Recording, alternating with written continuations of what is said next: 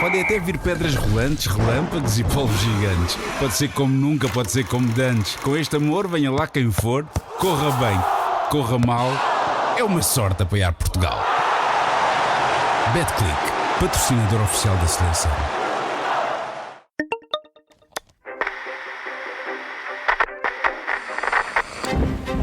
Cidade do Cabo, 21 de junho de 2010. Era um dia de chuva, de céu cinzento, com uma exibição de Portugal na estreia do Mundial 2010. Aquele empate diante da Costa do Marfim, no arranque do Grupo G, não trouxe à tona apenas frustração. Fez emergir a tensão interna que já vinha a acumular-se desde o início do estágio. Jogos pouco amigáveis transformados em pilhas de nervos, sobressaltos logísticos, um distanciamento insanável entre alguns jogadores-chave e o selecionador.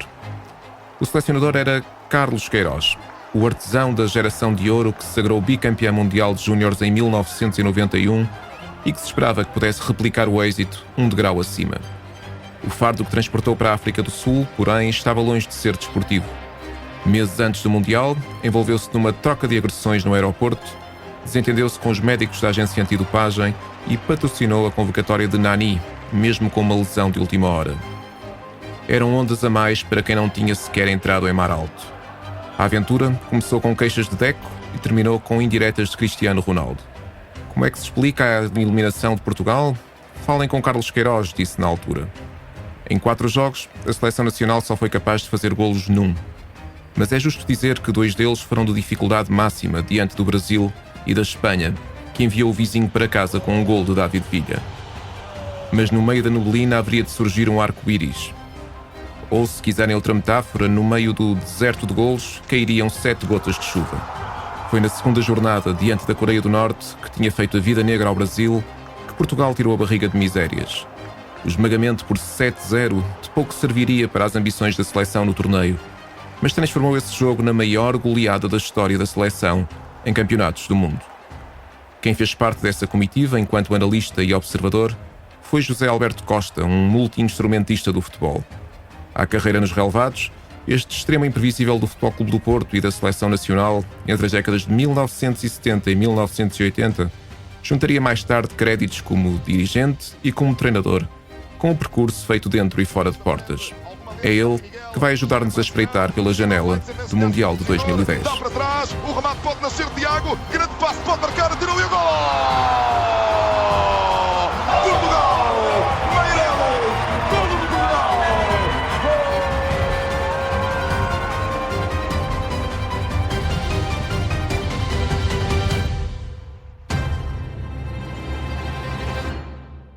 Obrigado por estar connosco, José Alberto Costa. Comecemos pelos bastidores desse jogo com a Coreia do Norte. Para um observador, analisar e avaliar um adversário de um país tão fechado ao mundo como a Coreia do Norte deve ter sido um desafio mais exigente do que os outros. Que referências é que tinha da equipa e como é que reuniu os dados? Antes de mais, boa tarde, e é com muito prazer que estou aqui. Efetivamente, assim era. Porque a Coreia do Norte, como sabem, é um país muito fechado e em termos de observação, nós tínhamos uns critérios de observação que eram comuns e que utilizávamos na maior parte das equipas. Primeiro, conseguir ver vídeos, gravações, portanto, dos jogos próximos do campeonato dessas mesmas equipas e depois complementar, em termos de observação direta, noutros próprios jogos, essas informações que íamos recolhendo. Para isso, eu e Carlos Queiroz, com a ideia de Carlos Queiroz, nós desenvolvemos uma forma de analisar os jogos que depois se tornou, eu direi, comum e que hoje, se calhar, eu não sei hoje como é que se fazem as observações, mas que se calhar já está um bocado ultrapassada, que era o Sports Code, que englobava um software próprio que essa companhia nos transmitia, e o iCode, que são formas de pegar num jogo, gravá-lo, normalmente era através de uma câmara de filmar, ou da televisão, ou podia ser até em determinados momentos através do telemóvel. E, no fundo, dividir os vários momentos dos jogos para depois selecionar aquilo que caracterizava essa equipa, tipificá-la e poder depois transmitir à equipa técnica e aos jogadores informação relevante. Essas informações eram complementadas por, como eu disse, por observações ao vivo dos próprios jogos. Mas, em relação à Coreia, tivemos logo à partida, a maior dificuldade foi conseguir jogos recentes ou relativamente recentes de jogos que eles tiveram de preparação. Eu agora já não me lembro que jogos é que foi, sei que tivemos algumas dificuldades e tivemos que ir até mais atrás no tempo para podermos analisar melhor essa equipa e depois só pudemos complementar essas informações através de uma observação de um jogo já no campeonato da África do Sul, já lá que eles tiveram com o Brasil. Fui eu e um colega meu, que era o Roger de Sá, que também integrou a comitiva e entregou a equipa técnica para esse campeonato, porque o Roger de Sá vivia na África do Sul e depois a ligação com o Queiroz até ficou mais prolongada e acho que ainda se mantém até hoje. Portanto, a Coreia era tipicamente aquela equipa pouco criativa, mas muito empenhada. Na Ásia, muitas das equipas e das seleções fazem jogos. No fundo, toda a seleção é representativa de um país e de um povo. Mas há algumas, nomeadamente, por exemplo, o Japão. Eu tive a oportunidade de trabalhar 1 ano e meio no Japão e confirmei isso mesmo. Mas a Coreia, quer a do Norte, quer a do Sul, é exatamente a mesma coisa. Okay? Ou seja, aquilo é tipo uma missão. É um espírito de missão que eles levam, além da representação nacional, em que, por vezes, quando aquilo não é desfeito ou desmontado, se torna bastante difícil. Felizmente, esse jogo que tivemos acabou por ser fácil, e a partir do segundo golo ou terceiro golo aquilo desmoronou-se completamente e esteve na base desse recorde que eu acho que ainda se mantém em termos de campeonatos do mundo. Sim, olhamos para o resultado e efetivamente parece que o jogo foi uma autoestrada para a goleada, mas não foi bem assim. Até ao intervalo estava relativamente equilibrado, não em termos de ocasiões, mas o resultado. Chegámos ao intervalo a ganhar por 1-0. E a Coreia até já tinha ameaçado a baliza do Eduardo 2 ou 3 vezes. Foi o desgaste que, de certa forma, acabou por contribuir para o desnível final? Não, eu penso que não foi tanto. Claro que o desgaste também conta, mas foi mais um desfalecimento anímico a partir do segundo golo. A partir do segundo golo aquilo desmoronou-se e nós aproveitamos bem. Nós tínhamos tido o jogo inicial com a Costa do Marfim, onde empatamos, que não foi fácil, porque na altura o Costa do Marfim tinha, ainda tem hoje, mas na altura já tinha bons elementos e foi treinada por Eriksson, ou seja, conhecia bem a mentalidade do futebol europeu e da própria seleção portuguesa, porque conhecia bem os vários jogadores. E nós empatamos e, de certa forma, ficamos um bocado apreensivos em função dos jogos a seguir que havia, ou seja, tínhamos a Coreia do Norte e depois a seguir tínhamos o Brasil. Se não retificássemos rapidamente esse empate, embora o empate num primeiro jogo de um campeonato nunca compromete tudo ou totalmente, pode não ser tão dramático como dependendo dos resultados que vêm a seguir. E foi de certa forma assim que foi encarado o jogo contra a Coreia do Norte, porque nós sabíamos que se esse corresse bem, podia também dar-nos algo mais acrescido para enfrentarmos o Brasil com outro tipo de positividade. E que foi o que aconteceu.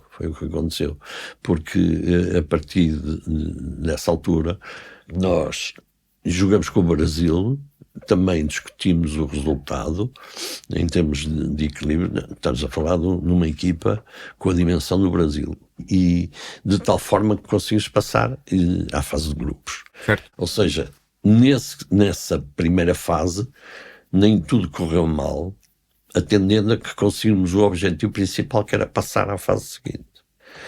O problema foi, na fase seguinte, termos apanhado com uma Espanha que era fortíssima e com a qual nos batemos também de igual para igual e que acabou por ser a campeã do mundo nesse ano. Deixe-me só regressar à Coreia e já lá vamos à Espanha também para lhe perguntar o seguinte.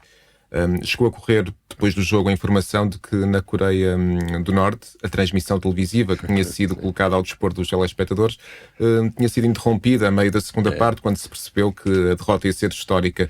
Os nossos jogadores, o nosso grupo, de certa forma, estava consciente do caráter especial dos adversários que estava a enfrentar, ou seja, de um grupo que vivia sob um regime totalitário e que se treinava e se preparava em condições diferentes dos demais? Não, eles tinham conhecimento disso. Agora, não influenciou, eu penso que não influenciou negativamente ou positivamente o facto do regime político da Coreia do Norte ser de uma maneira ou de outra.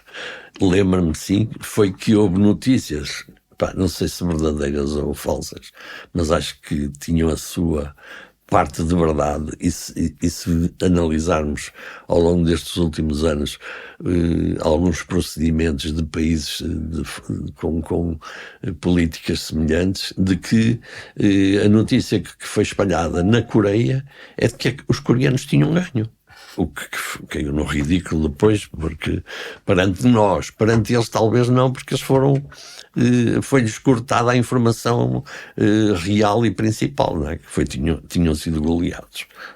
Portanto, não se estranhou nessa altura, em função do passado, de que isso pudesse acontecer. Agora, não, eles encararam o jogo, como disse, mais na tal perspectiva de ser importante e de ser fundamental dar uma resposta positiva depois do empate com a Costa do Marfim. Portugal nesse jogo, nesse 7-0, de certa forma que gastou todas as munições que tinha em termos ofensivos, não conseguiu marcar nos outros 3, mas também é verdade que durante os 4 jogos do torneio só sofreu um golo e foi curiosamente da Espanha que nos custou a eliminação nos oitavos de final. Éramos uma seleção quase exclusivamente dedicada ao processo defensivo, demasiado conservador, ou foi uma ideia que passou para a opinião pública que tem pouca adesão à realidade? Não, eu acho que foram as circunstâncias que assim ditaram, porque discutimos o jogo, tivemos algumas oportunidades, os vários jogos, tivemos algumas oportunidades.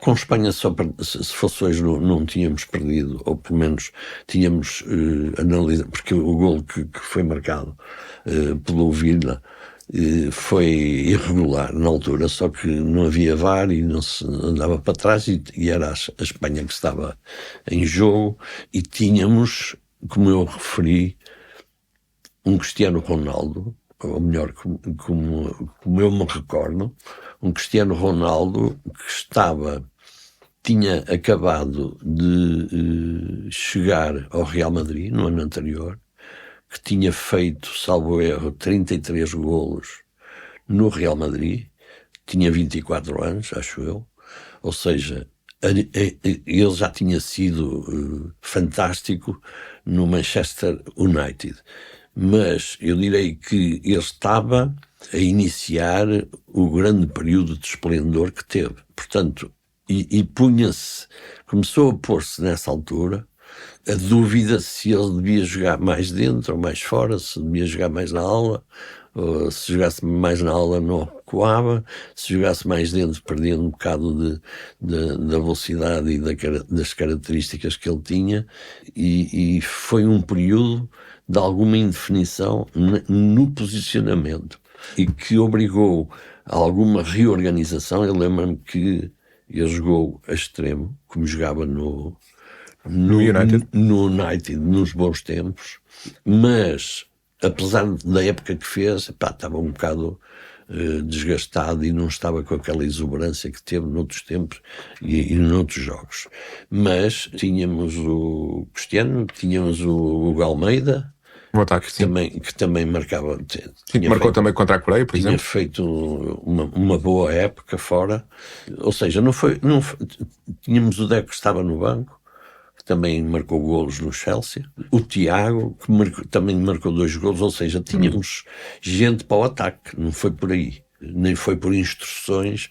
Mas essa questão que me está a dizer, que também me parece que tem alguma relevância. Para o Cristiano, jogar no corredor ou jogar numa posição mais central, uma posição 9, na altura contribuiu de certa forma para alguma fricção com o selecionador, porque na prática, quer a reação do Deco no final do jogo com a Costa do Marfim, em que se queixou de ter sido substituído e depois acabou por pedir desculpa, quer no final o Cristiano também ter de certa forma recusado fazer o diagnóstico final e empurrar essa explicação para o selecionador nacional.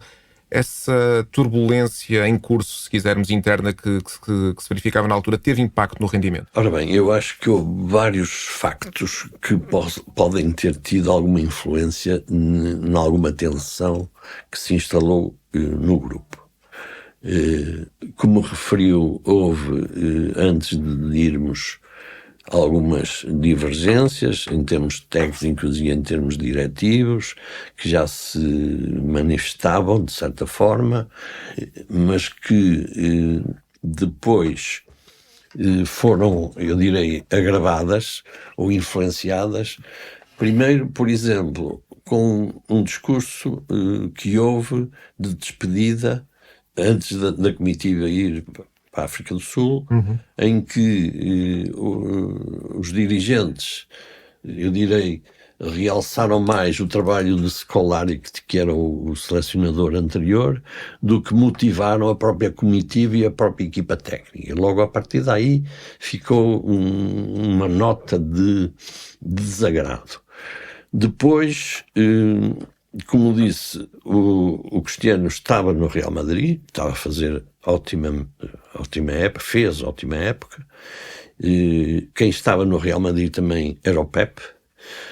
O Pep lesionou-se no final da época e Carlos Queiroz entendeu que ele podia recuperar, como recuperou, e a tempo ainda de participar na fase, eu direi, final do Campeonato do Mundo. Só que o Pep, os 2 primeiros jogos, não jogou, os 3 primeiros, tenho que recorrer à minha cábula porque já não me lembro.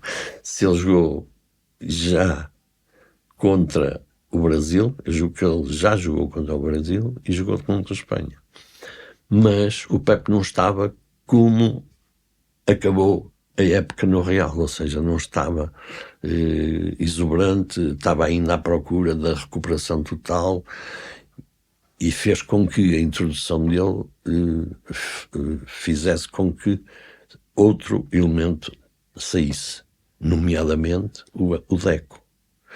O que também criou alguma tensão no próprio grupo, porque o Pep era muito amigo do Ronaldo, vinham os 2 do Real Madrid. Aliás, o Pep ainda é amigo do Ronaldo, não é esse o problema.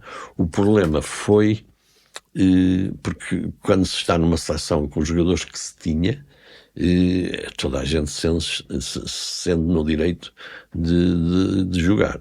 E às vezes esse tipo de opções ou de situações funciona um bocado ao contrário, porque apanhamos logo a Espanha e fomos logo eliminados pela Espanha.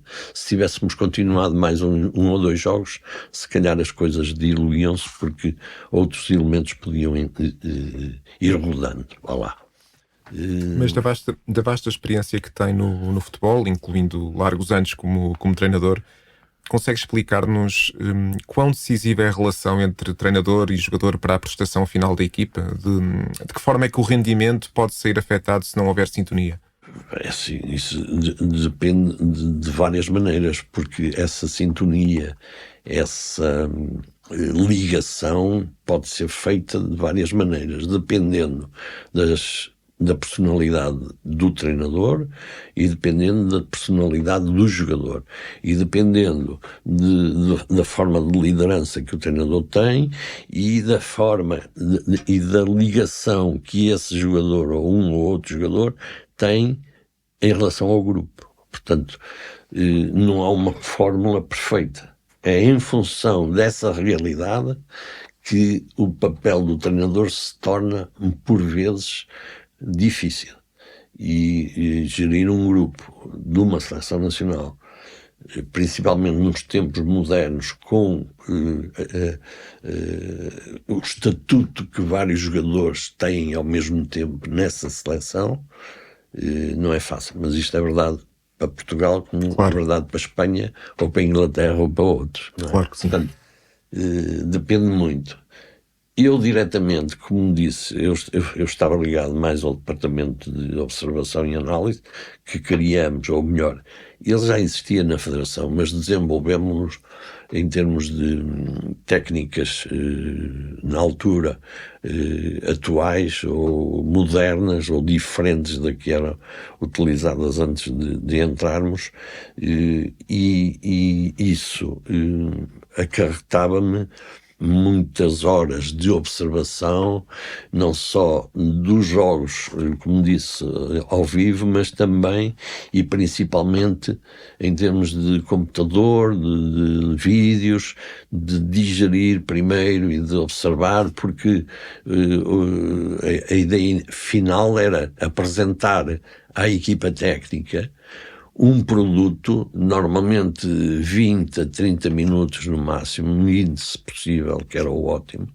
das imagens que identificassem completamente a equipa com que íamos jogar. Não só em termos coletivos, mas também em termos individuais. Quer nos jogadores mais influentes, quer depois nas fragilidades que aumentavam, que apresentavam. Não era fácil essa seleção, e o nosso tempo era os elementos que constituíamos esse gabinete, que éramos 4 ou 5, e tivemos ali horas e horas em termos de fazer este trabalho. As pessoas não têm a noção. Agora está mais facilitado, como disse, porque as próprias transmissões televisivas e os próprios softwares com que funcionam as televisões e tornam tudo muito mais fácil. Embora algumas dessas observações, algumas dessas estatísticas e algumas dessas referências muitas vezes não têm uma sensibilidade desportiva que enriquece ou que deve enriquecer os próprios segmentos. Claro. Faço-me entender. Sim, perfeitamente. O que me está a dizer é que a crueza dos números, por si só, tem um valor residual, precisa de uma interpretação humana que acrescente valor, não é? Exato. E até a própria escolha dos segmentos, porque uma coisa é eu mostrar determinado lance em que não mostro o início, e se calhar o início é tão fundamental ou mais do que o próprio final ou o decorrer do lance, do que só ignorar essa parte. E isso às vezes, a tal sensibilidade desportiva que é preciso ter para quem observa. Isso falo por experiência própria. E porque alguém com quem eu contactei que não tinha essa sensibilidade me disse e me deu os parabéns exatamente porque chegou também a essa conclusão depois de várias trocas de opinião. E então, eu em relação ao próprio grupo, à gestão do grupo, ao funcionamento, a essas tensões que se foram gerando, eu percebi-me de algumas, mas não de todas, porque não estava propriamente dentro do grupo. A minha função era apresentar o produto final e dizer, olha, está aqui, e aquilo depois era o que era transmitido aos jogadores. Mas depois, no final do torneio, imagino que tenham feito, a equipa técnica em conjunto, um balanço da prestação de Portugal. Perguntava-lhe a que conclusões é que chegaram, o que é que poderiam ter feito diferente na preparação e durante o torneio propriamente dito para alcançar outro resultado? Portanto, os problemas que tivemos foi aqueles que eu já lhe referi, e tivemos um outro, na minha opinião, que foi, uma coisa é estarmos a estagiar num centro de estágio, o hotel, ter um campo ali ao lado, estarmos juntos, conviver, eu direi a toda a hora e todo momento uns com os outros. Outra é estarmos como estivemos lá em termos de resort, tipo um resort, onde cada um tinha, eram 2 a 2, cada quarto estava num espaço diferente e Mais isolado, espalhado pelo resort, o que em termos de independência não é mau, mas em termos de convivência e de puxar para o espírito de grupo, não é tão bom. Por isso é que tivemos algumas iniciativas, por exemplo, para fortalecer e compensar isso mesmo. Quais, por exemplo? Que eu me lembro, tivemos 2 que foram bastante assertivas e que, de certa forma, tocaram os jogadores, por razões diferentes. Uma, o Carlos era amigo do Fernando Pereira, que é aquele cantor imitador, que passou por Moçambique, ele é de Lisboa, mas passou por Moçambique, eles conheciam-se bem, e convidou a ir fazer-nos uma visita. E logo aí, pronto, as características dele, a forma como ele monta o espetáculo para a seleção nacional, foi um momento de satisfação e de união. O outro, um pouco diferente, houve uma visita, mas lá está, isso foi tipo um pau de 2 bicos, porque Carlos Queiroz, Cristiano Ronaldo e Carlos Godinho foram convidados a ir visitar o Nelson Mandela. E portanto, com toda a força e toda a representatividade que a imagem e a figura do Nelson Mandela tinha, ou ainda tem, historicamente. Isso foi, portanto, um acontecimento de reconhecimento da importância da delegação de Portugal, portanto, para nós, e a demonstração de Nelson Mandela de que era importante para ele ser também visitado e reconhecido como o grande impulsionador da modernização da África do Sul em termos políticos. Só que só foram eles. Isso às vezes causa outro tipo de problemas, porque mais alguém gostaria de ter ido, ou todos, eu diria que todos, quem é que não gostaria, não é? Isso aí, portanto, às vezes são coisas que pensa-se de uma maneira e depois pode funcionar ao contrário. E pronto, e foi isso em relação a... Recordo-me que o Ricardo Costa há uns tempos também deu uma entrevista em que, a propósito da referência que nos fez há pouco sobre a dispersão dos quartos no complexo hoteleiro onde estavam instalados, em que dizia que muitas vezes tinham de ter o cuidado de fechar as portas do quarto antes dos treinos, porque caso contrário acabava o treino e havia 1 ou 2 macacos dentro do quarto e eles tinham de andar a enxutá-los de lá para fora. De certa forma, esta componente logística da concentração, da militarização também, porque havia uma componente de segurança muito forte à volta dos hotéis onde estavam instaladas as seleções. Tinha que haver, claramente. De certa forma, acha que isto contribuiu para um distanciamento maior dos jogadores? Ou seja, não se criou aquele espírito de união que provavelmente é o ideal para torneios de curta duração como este? A ideia foi criar aproveitar as melhores condições possíveis para oferecer aos jogadores. Saímos um bocadinho fora da cidade, foi ali que se entendeu, depois de visitar, e eu não estive nesse processo, que se entendeu que Portugal ficava, porque depois também tem a ver com a logística relacionada com o estádio, com os treinos, que foi numa escola ou num liceu ou numa universidade relativamente perto, portanto isso também conta, claro. E as próprias condições em que se fica instalado eram ótimas condições, mas eram ótimas condições com essas características de, não era bem à luz, mas eram